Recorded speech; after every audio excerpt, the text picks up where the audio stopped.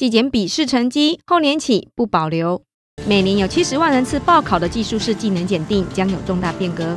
劳委会已完成技术士技能检定及发证办法修正，目前每年包括美容等170多项技检，考生如通过学科考试，数科未过，成绩可保留3年，考生只需补考数科。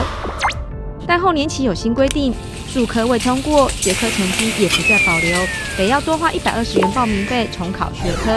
苹果推估，每年有30%因数科无法取证的考生，后年起将受到影响。官员表示，因考题不断更新，加上后年开放试题资料库览阅，才决定不让学科成绩保留。但明年以前通过学科测验者，还是可在3年内补考数科取证。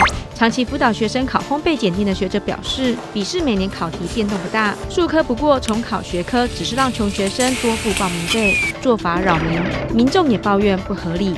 动新闻抢钱新招报道。